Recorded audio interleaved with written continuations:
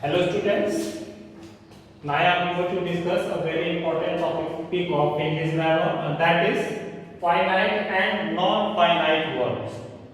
Finite and non-finite verbs. In the previous video, we have seen some important topics of grammar. Verb, that is transitive verb, intransitive verb, verb of incomplete predications and complements, subjective complement and objective complement. And now today I am going to discuss finite and non-finite verbs. So first of all, you have to be very careful about the definition of the particular expression, and that is the first topic is finite verb. What is finite verb? Finite means limited. Finite verb, a verb which is bound by the tense and must agree with the number and person of its subject. A verb which is bound by the tense and must agree with the number and person of its subject is called finite verb. Finite verb. Sorry, this is the finite verb. And in some more examples related to this topic. For the example, we can say that to know more about this expression, we have to see some examples. The first one is the dancers are dancing on the stage. The dancers are dancing on the stage. Here the underlined words are dancing. Here the underlined words are dancing. It is a verb which indicates tense in the sentence and works according to number and person of its subject, the dancers. For the example, the dancers is a plural verb, and here the verb is are dancing, indicates the present continuous tense. So we can say that here the underlined words are the finite words because it works according to number and person of its subject of the sentence. So this is counted as finite verb. The second example of this topic is he is playing cricket.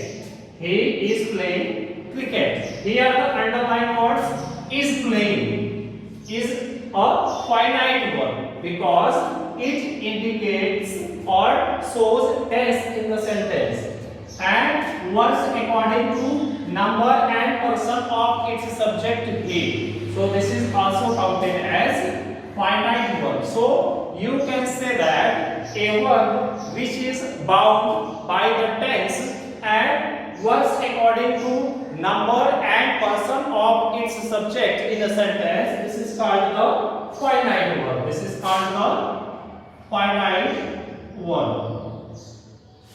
The first is here the are dancing works according to number and person of its subject, dancer. In the second example, here the underlined words is playing. It also shows the tense and works according to number and person of its subject he. So these underlined words are counted as finite verb. The second expression of this topic is non-finite verb. Non-finite verb. Finite verb, finite means having limit or foundation, and non-finite means having no limit or foundation. So we can say that the verb which have no limit or foundation, or we can say that a verb which is not bound, a verb which is not bound by the rules of the subject verb agreement is called the non-finite verb. A verb which is not bound by the rules of the subject verb agreement is called the non-finite verb. To know more about this expression, you have to see some examples related to this topic. And the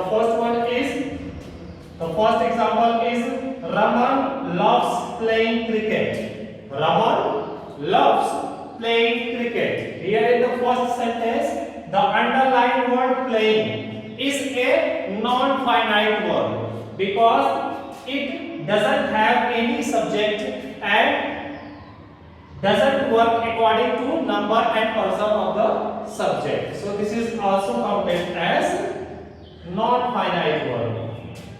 In the same way, the second example is we love playing games. We love playing games. Here in the second example, the underlined words playing is a non-finite word because it doesn't work according to number and person of its subjects. So this is also counted as non-finite word. Here the playing, the subject is singular, also takes playing. Here the subject is plural, it also takes playing. So the particular underlined words are not bound by the rules of the subject-verb agreement. So these words are counted as non-finite words. So there are two kinds of non-finite words. Finite word. Two kinds of word. The first one is finite word and the second one is non-finite word. Finite word, a word which is bound by the tense and must agree with the number and person of its subject. A word which is bound by the tense and must agree with the number and person of subject is called finite word. Here is the examples of the same expression. Here the underlined words. The first example is the dancers are dancing on the stage. Here the subject is in plural, so the verb also should be in plural. Are dancing indicates the subject-verb agreement rules. So this is also counted as finite word. He is playing cricket. Here the subject is in singular, third person singular. So the verb also should be considered as a singular. So it must agree with its subject and it is counted as finite word. Non-finite word means having no limit or boundation. A word which is not bound by the rules of the subject-verb agreement is known as non-finite word. For example, Raman loves playing games. Here the underlined word playing is the non-finite word because it doesn't show the subject-verb agreement rules. So this is counted as non-finite word. The second example is we love playing games. Here in the second example, the underlined word playing is also a non-finite word because it doesn't show any tense and doesn't work according to number and person of its subject. Here the Raman is the singular noun, so it takes singular verb, and playing is a verb which has no subject and doesn't agree with the subject-verb agreement rule. In the same way, the second example is we love playing games. We, this is the first person plural, it takes love, that is the finite verb, and playing is a verb which has no subject and it also doesn't work according to number and person of the subject, so it is also counted as non-finite verb. So students, as a kind of your information, let I tell you that a non-finite verb is of three kinds. A non-finite verb is of three kinds.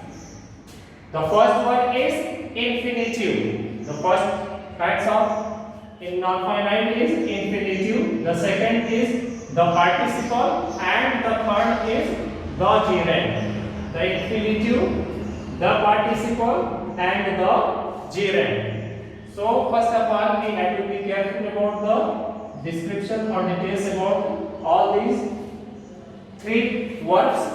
So the first one is infinitive. Infinitive. What is infinitive word? The detail about it that the infinitive word is a non-finite word which is preceded by to in the base form of word. A word which is preceded by preposition to in the base form of word. This is counted as infinitive word. For the example, we can say that here the first example is the fielder tried to take the catch. The fielder tried to take the catch. Here the underlined word to take. Here the underlined word to take. It is the infinitive because it is the base form of verb preceded by preposition to. Base form of verb take preceded by preposition to. So it is counted as infinitive verb, and it is also doesn't show any tense and doesn't take any subject and number or person. So this is counted as infinitive. Here is the second example, and that is we will drive on the track. We will drive on the track. Here the underlined word drive. This is the base form of verb, and this is also counted as infinitive, and that is bare infinitive. And infinitive is of two kinds. The first example is the full infinitive or to infinitive, and the second example belongs to bare infinitive. What is bare infinitive? An infinitive or infinitive which is the base form of verb without to. The base form of verb without to is known as bare infinitive. Here the second example, we will drive on the track today. Here the underlined word drive is the base form of verb, and it is counted as bare infinitive.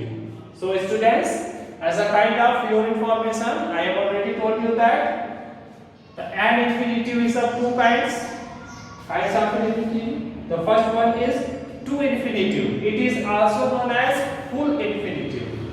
So the description about is that the to infinitive verb functions like a noun, an adjective, or an adverb.